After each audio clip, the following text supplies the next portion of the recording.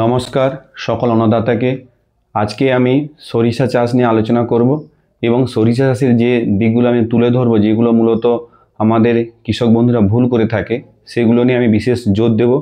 এবং প্রথমেই বলে রাখি, এই কার্তিক মাস থেকে সরিষা মোটামুটি বীজ বোনা শুরু হয়, সরিষা চাষ হয়ে থাকে। কিন্তু এখানে খেয়াল রাখতে হবে, আমাদের 4টি প্রজাতির মূলত সরিষা চাষ হয়। প্রথমে বলবো, যারা মূলত আমন ধান কাটার পরে সরিষা বুনবে এবং বোরো ধান বীজ ট্রান্সপ্ল্যান্টিং আগে তার হারভেস্টিং করবে, অর্থাৎ যেটাকে বলা হয় তরি সরিষা। এই তরি সরিষার ক্ষেত্রে কি হয় না, এখানে একটা সময়সীমা বাধ্যতামূলক থাকে। এইটা মনে রাখতে হবে যে তরি সরিষা চাষ করতে গেলে আপনাকে 60 থেকে 65 দিনের যে জাতগুলো হয় সেগুলো কিন্তু আমরা নির্বাচন করতে হবে। মূলত আমাদের পশ্চিমবঙ্গে অগ্রণী বলে, অর্থাৎ B54 সবাই চেনা।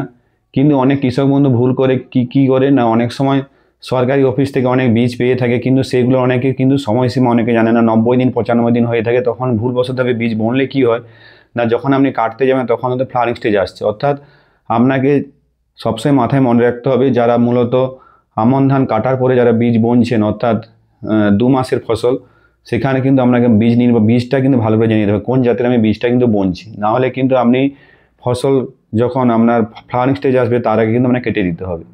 অর্থাৎ একটা কথা মনে রাখতে হবে যে যারা মূলত বিনা কর্ষণে যারা আপনার সরিষা বীজ বুনবেন, তারা আপনাদের B54 যে যাত্রী, সেটা কিন্তু আপনারা নির্বাচন করুন। 60 থেকে 65 দিনের মাথায় কিন্তু এই যাত্রী ফলন হয়ে যায়। অর্থাৎ আরেকটা কথা মনে রাখতে হবে যে আমাদের ভারতবর্ষের প্রায় 90% যে মধু উৎপাদন হয় তার কিন্তু পুরোটাই এই কিন্তু আপনার সরিষার যে ফুল তার উপর কিন্তু ডিপেন্ড করে কিন্তু মধু উৎপাদন হয়। কারণ মৌমাছি কিন্তু আমাদের একটি প্রাকৃতিক সম্পদ, প্রত্যেক জীবকুলের কিন্তু বাঁচার অধিকার রয়েছে আমাদের এই প্রকৃতিতে। তাই আমরা কৃষক বন্ধুদের ভুল খেয়ালিপনার জন্য কি হয় না, আমরা যখন সরিষা গাছে ফুল হয় তখন আমরা কি করি, পাইরিথ্রেট গ্রুপের কেমিক্যাল মারি, যেমন হচ্ছে অ্যানাকোন্ডা 505, হামলা বা ইমিডাক্লোপিড গ্রুপের যে ওষুধগুলো পাওয়া যায়, সেই রকম বাজার নাম অনেক ওষুধ আমরা স্প্রে করি। তাহলে আপনাকে কী করতে হবে না, যখন গাছে পিক পিরিয়ডে ফ্লাওয়ার আসবে তখন কিন্তু এইরকম কেমিক্যাল দেওয়া আপনাকে বন্ধ রাখতে হবে। আপনি এই সময় মাইক্রোনিউট্রিয়েন্ট প্রয়োগ করুন। আমার যেটা বোরন ভূমিকা লাগে, বোরন 2 গ্রাম প্রতি লিটার জলে গুলে স্প্রে করুন, এবং তার সাথে আপনি অ্যামাইনো অ্যাসিড গুলে স্প্রে করতে পারেন 2 ml। বাজারে অনেক পাওয়া যায়, মাল্টিপ্লেক্স কোম্পানির আপনার মাল্টিপ্লেক্স নামে পাওয়া যায়, আপনার হচ্ছে ইসাবিয়ন পাওয়া যায়, সিনজেন্টার, এছাড়া ফ্যান্টাক পাওয়া যায়, আপনার ইফকো কোম্পানির সাগরিকা পাওয়া যায়। এই ওষুধগুলো আপনারা ফ্লাওয়ারিং স্টেজে স্প্রে করুন। আর যদি খুব জাপ পোকা আসে তাহলে কিন্তু আপনার নিম গঠিত যে তেল 10,000 ppm 2 ml প্রতি লিটার জলে গুলে স্প্রে করুন। কারণ একটা কথা মনে রাখতে হবে, বাজার থেকে আমরা যে মধু সংগ্রহ করি যে বিভিন্ন ব্র্যান্ডে, তার কিন্তু 80% ভেজাল। আপনি যদি অন্তত বিভিন্ন রকমভাবে বিভিন্ন সরকারি প্রজেক্ট থেকে বা নিজের উদ্যোগে যদি আপনারা যদি মৌমাছির বাক্স বসিয়ে মধু সংগ্রহ করেন, সেটা কিন্তু একেবারে 100% পিওর। অর্থাৎ একটা কথা বারবার যেটা বলছি, আপনি মধু উৎপাদন না করুন ঠিক আছে, কিন্তু যারা সরিষা চাষ করছেন বা যারা সরিষা চাষি, আপনাদেরকে মাথায় মনে রাখতে হবে, যখন ফ্লাওয়ারিং স্টেজে কিন্তু কোনোভাবে কিন্তু এই ধরনের কীটনাশক দেওয়া যাবে না। কারণ যারা মৌমাছি চাষ করেন তাদের কষ্টের কথা ভাবতে হবে, বা আমরা যে পিওর যদি মধু আমরা পেতে চাই তাহলে কিন্তু মৌমাছির কথা ভাবতে হবে। শুধুমাত্র মৌমাছি যে শুধুমাত্র মধু দেয় তাও ভুল কথা। আমাদের এগ্রিকালচারে দেখবেন এখন আমরা লাউ জাতীয় ফসলে আমরা দেখবেন এখন বাজারে কুমড়ো 40 টাকা, যে 10 থেকে 15 টাকা কেজির কুমড়ো এখন 40 টাকা। তার মূল কারণ কি হচ্ছে, হাইব্রিড কিন্তু কুমড়ো বীজ মার্কেটে চলে এসেছে, তা বাদে কিন্তু 40 টাকা। তার মূল কারণ কি না, পলিনেশনের সমস্যা হচ্ছে। এই মৌমাছির একটা পরাগ মিলনের কিন্তু যথেষ্ট ভূমিকা রয়েছে। এই দিনভাবে মৌমাছির সংখ্যা কমে যাওয়ার জন্য কি হচ্ছে না, লাউ জাতীয় ফসল যেমন কুমড়ো, ঝিঙে, উচ্ছে, এগুলো তো আপনার হচ্ছে ক্রস পলিনেশন হয়ে থাকে। এগুলো তার পুরুষ ফুল এবং স্ত্রী ফুল আলাদা হওয়ার জন্য কি হয় না, নিষেক প্রক্রিয়ার ক্ষেত্রে কিন্তু এজেন্টের ভূমিকা প্রয়োজন। তাই এই জন্য হচ্ছে মৌমাছি যথেষ্ট ভূমিকা রয়েছে। সেই জন্য বারবার আপনাদের কাছে হাত জোড়ো করে অনুরোধ করছি না, আপনারা যখন সরিষা চাষ করবেন তখন কিন্তু যখন ফ্লাওয়ারিং স্টেজে কিন্তু কোনোভাবে কিন্তু এমন কীটনাশক প্রয়োগ করবে না যাতে মৌমাছিগুলো মারা যায়। এইবারে বলি সরিষার, তাহলে প্রথম আমি একটা বললাম যে আপনার বিনা আকর্ষণে যারা আমন ধানের পর সরিষা চাষ করেন তারা কিন্তু আপনার B54 যাত্রী পছন্দ করুন। এইবারে B54 ক্ষেত্রে সারের কথা বলি। আমরা মূলত যখন আমন ধান শেষ সারে কী দিই না, মূলত আমরা পটাশ সার দিয়ে থাকি, অর্থাৎ 45 থেকে 50 দিনের মাথায় পটাশ সার দিয়ে থাকি। অর্থাৎ আমরা তাহলে কি হয় না, আমরা মূলত তরি চাষের ক্ষেত্রে কি হয় না, আপনার ধান গাছে যে রেসিডুয়াল ফার্টিলাইজার থেকে যায় সেখান থেকে কিন্তু গাছ আপনার সরিষা কিন্তু সার অনেকটাই পেয়ে যায়। কিন্তু একটা খেয়াল রাখতে হবে, সরিষা কিন্তু সালফার লাভিং প্ল্যান্ট, অর্থাৎ এই যে সরিষার যে আপনার যে তেলের গন্ধ সেটা কিন্তু সালফার থেকে আসে। তাই আপনাকে সবসময় মাথায় খেয়াল রাখতে হবে যে তৈল চাষ করতে গেলে আপনার কিন্তু সালফার অতি অবশ্যই প্রয়োগ করতে হবে। তাহলে সালফার কোন কোন সারে থাকে না, আপনার বাজারে দেখবেন গোমর কোম্পানি করমণ্ডল কোম্পানি অনেক সার পাওয়া যায়, যেমন যে 20-20-13, 20-20-0-13, অর্থাৎ যেখানে নাইট্রোজেন 20%, ফসফেট 20%, পটাশ 0 এবং সালফার সেখানে রয়েছে 13%। অর্থাৎ এখানে আপনার নাইট্রোজেন পেয়ে যাচ্ছে, শুধু পটাশটা থাকছে। তাহলে পটাশ আপনি সেখানে তাহলে কী করতে না, আপনাকে একর প্রতি শুধু 50 কেজি 20-20-13 দিলেই হবে, আপনাকে পটাশ না দিলে হবে। কারণ পটাশ হচ্ছে আমন ধানের শেষ স্টেজে কিন্তু পটাশ সার দেওয়া হয়, ওই পটাশটা কিন্তু আপনার এনাফ হয়ে যাবে। 60 দিন যারা সরষে চাষ করবেন বীজ জন্য একটু সারের প্রতি আপনারা ম্যানেজমেন্ট করুন, তাহলে কিন্তু আমরা যে ডেসিমেল প্রতি যে 4 কেজি সরষেটা পেয়ে থাকি সেটা কিন্তু আরও 5 থেকে 5.5 কেজি হতে পারে। অর্থাৎ আমি যেটা বলতে যাচ্ছি, যারা এই 2 থেকে আড়াই মাসে যারা সরষে চাষ করছেন তারা কিন্তু আপনার 20-20-13 সারটা নির্বাচন করুন। নেক্সট আমি চলে যাই, আপনার হচ্ছে হলুদ বা শ্বেত সরষে। এখানে আপনার কোন কোন জাত নির্বাচন করেন না, বিনয়, সুবিনয়, আপনার হচ্ছে TBM 143, সীতাম্বরী, ঝুমকা, এই জাতগুলো কিন্তু আমরা নির্বাচন করে থাকি। এইগুলো আপনার সময়সীমা কত, সময়সীমা হচ্ছে 80 থেকে 85 দিন বা হচ্ছে 90 দিন। কিন্তু একটা কথা বলি, যারা মূলত এই জাতগুলো কিন্তু আমার দীর্ঘ 12 বছর দপ্তরে চাকরি সূত্রে আমি অনেক কৃষক বন্ধু দেখেছি যারা কিন্তু আমন ধানের পরেও কিন্তু বিনা কর্ষণে চাষ করে থাকেন এবং তারা ভালো ফলন পেয়ে থাকেন। মূলত প্রায় আপনার ডেসিমেল প্রতি 7 থেকে 8 কেজি মতো তারা ফলন পেয়ে গেছে। তো আমি একটাই কথা বলবো যে এখানেও কিন্তু আপনাকে কিন্তু যেহেতু এটা একটু লং অর্থাৎ একটু বেশি, 60 জায়গায় 90 দিন, সেখানে কিন্তু আপনাকে কী করতে হবে, আপনাকে SSP যদি ব্যবহার করেন তাহলে ভালো হবে। SSPর মধ্যে মাথায় মনে রাখতে হবে শুধুমাত্র 16% ফসফেট থাকে এটা নয়, এর সাথে থাকে দুটো কিন্তু নিউট্রিয়েন্ট এক্সট্রা পাওয়া যায়। একটা হচ্ছে সেকেন্ডারি নিউট্রিয়েন্ট, একটা হচ্ছে আপনার দুটোই সেকেন্ডারি নিউট্রিয়েন্ট। একটা হচ্ছে সালফার 12% পাওয়া যায়, আর হচ্ছে ক্যালসিয়াম হচ্ছে 20%। অর্থাৎ একটা চুনের ক্ষেত্রেও কিন্তু রেজাল্ট দেয়। অর্থাৎ একর প্রতি আপনাকে 2 বস্তা কিন্তু SSP দিলে রেজাল্ট ভালো হবে। এবং তার সাথে আপনাকে কী দিতে হবে, আপনাকে নাইট্রোজেন কিন্তু দিতেই হবে। আপনার একর প্রতি 1 বস্তা ইউরিয়া দিতে পারেন বা আপনার হচ্ছে 10-26-26 প্রয়োগ করতে পারেন। অর্থাৎ যেটা আমি মদ্দা কথা বলতে যাচ্ছি, আপনার শ্বেত বা সাদা সরষের ক্ষেত্রে আপনার কিন্তু সারটা একটু বেশি দিতে হবে। নেক্সট আমি চলে যাই যে প্রজাতিটা চাষ করা হয়, সেটা হচ্ছে আপনার যেটা হচ্ছে রাই সরষা বলে বলা হয়। অর্থাৎ এখানে জাতগুলো কী হয় না, ভাগীরথী, সংযুক্তা, আপনার বরুণা, ক্রান্তি, এইরকম যে জাতগুলো হয় এখানে কিন্তু একটু বয়সটা বেশি লাগে, 100 থেকে 105 দিন। তো এই ক্ষেত্রে কিন্তু আপনাকে মনে রাখতে হবে, আপনাকে যারা মূলত কর্ষণ করে চাষ করছেন তারা কিন্তু প্রথম সারটা কিন্তু বীজ বোনার দিনে দিতে হবে। এবং বাকি যে প্রথম যে বীজ বোনার সময় কী কী দেবেন না, পুরো ফসফেট, হাফ পটাশ এবং হাফ হচ্ছে নাইট্রোজেন। আর বাকি কী করবেন না, 30 দিনের মাথায় কিন্তু বাকিটা প্রয়োগ করবেন। বাকিটা 30 দিনের মাথায় হচ্ছে আপনার কি না, হাফ নাইট্রোজেন আর হাফ হচ্ছে পটাশ।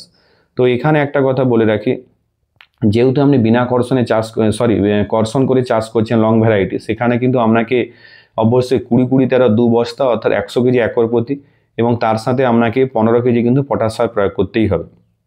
আর ইনকেস যদি আপনি সালফার যদি আপনার হচ্ছে 20-20-13 জায়গায় যদি আপনি আপনার হচ্ছে 28-28 গোমর দেন বা আপনার হচ্ছে 10-26-26 দেন, তাহলে কিন্তু আপনাকে আলাদাভাবে কিন্তু আপনার আপনার ওই করমণ্ডল কোম্পানির কিন্তু আপনার একটা সালফার প্যাকেট পাওয়া যায়, 900 টাকা দাম 50 কেজির, সেটা কিন্তু সেই সারটা প্রয়োগ করতে পারেন। সেখানে সালফার আছে, জিঙ্ক আছে, বোরন আছে, এইরকম সারটা পাওয়া যেতে পারে।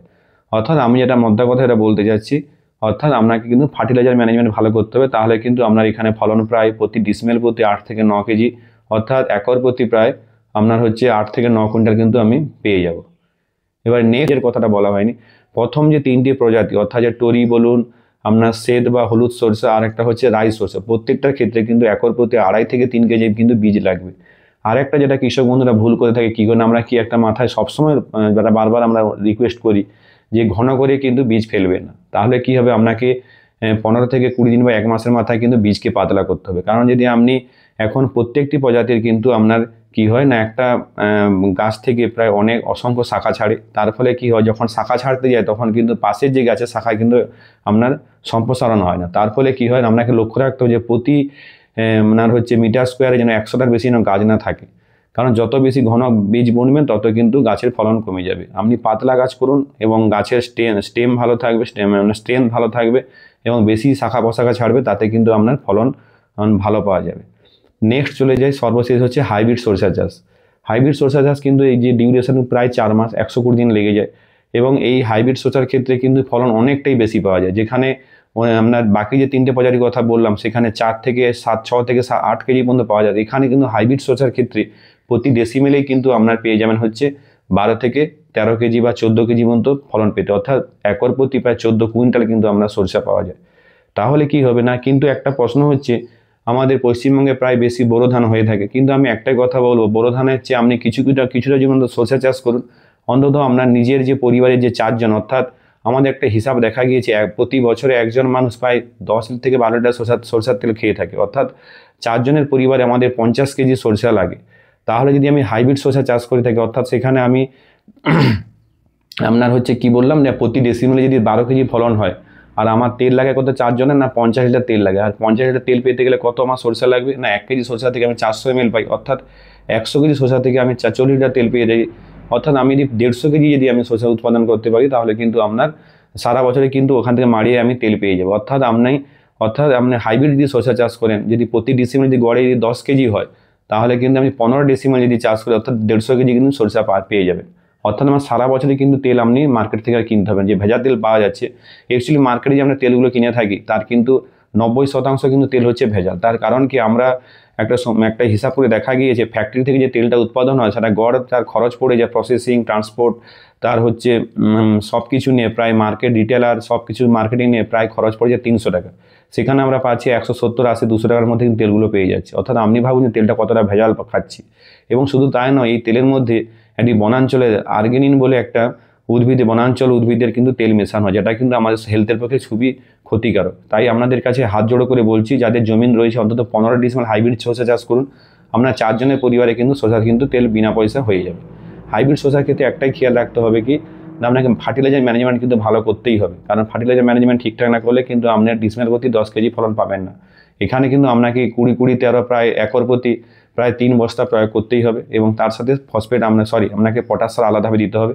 এবং ফুল যখন আসবে অতি অবশ্যই অনুখাদ্য, বিশেষ করে বোরন, জিঙ্ক এবং তার সাথে অ্যামাইনো অ্যাসিড দিলে কিন্তু ভালো রেজাল্ট পাবেন। আর যদি আপনি যদি সালফার দিতে ভুলে যান, তাহলে কিন্তু মাল্টিপ্লেক্স কোম্পানির সালফেক্স বলে একটা লিকুইড ফার্টিলাইজার পাওয়া যায়, সেটা কিন্তু আপনি দিতে পারেন, বা শুধু মাল্টিপ্লেক্স নয় যে কোনো ব্র্যান্ডের আপনি লিকুইড ফার্টিলাইজার দিতে পারেন। এইগুলো যদি আপনি খেয়াল রাখেন, কিন্তু আপনার সরিষা কিন্তু ভালো উৎপাদন হবে, এবং আপনি ভেজাল তেল থেকে মুক্ত হবেন পরিবারের সবাইয়ের জন্য।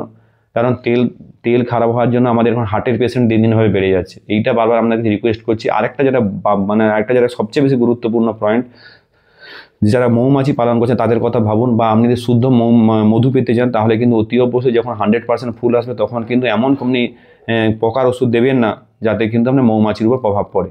তবে আপনার সরিষার কিন্তু মূল পোকা কি, জাপ পোকা। এই জাপ পোকা নিয়ন্ত্রণ কিন্তু আপনার কীভাবে হবে না, যে যদি আপনি দেরি না করে সরিষা বুনেন, আগে বুনলে কিন্তু জাপ পোকা অন্তত লাগবে না। দ্বিতীয় হচ্ছে, আপনি নিম তেল 2 থেকে 2.5 ml প্রতি লিটার জলে গুলে স্প্রে করুন, জাপ পোকা আটকানো যাবে। যদি না হয়, তখন ডাইমিথয়েড বলে একটা টেকনিক্যাল রয়েছে, বাজার নাম রোগর, এই গ্রুপের ওষুধ দিন। তবে একটাই কথা বারবার বলবো, যখন ফুল আসবে তখন কিন্তু দেওয়ার জল, ফুল আসার পরে যখন আপনার ফল ধরবে, তখন আপনি ওষুধ প্রয়োগ করতেন, কারণ তখন মৌমাছি খুব একটা বেশি আসবে না। এই জিনিসগুলো একটু খেয়াল করুন, তাহলে আপনার সরিষা খুব ভালো ফলন হবে। এবং সর্বোপরি কথা হচ্ছে, সারা বছরের সরিষাটা আপনার পেয়ে যাবেন আপনার এখান থেকে। আশা করি ভিডিওটি আপনার কেমন লাগলো, আপনারা কাইন্ডলি শেয়ার করুন, কমেন্ট করুন, আর দ্বিতীয় হচ্ছে সাবস্ক্রাইব করুন, কারণ প্রত্যেকটা মানুষের কাছে আমার পৌঁছে যায়, আমার যে মূল লক্ষ্য কৃষক বন্ধুর কাছে না পৌঁছে যায়। আমি দীর্ঘ 20 বছর ধরে এই লাইনে রয়েছি। আশা করি আপনাদের এই ভিডিওটি কেমন লাগলো আপনারা কমেন্ট করুন। সবাই ভালো থাকবেন, সুস্থ থাকবেন, নমস্কার।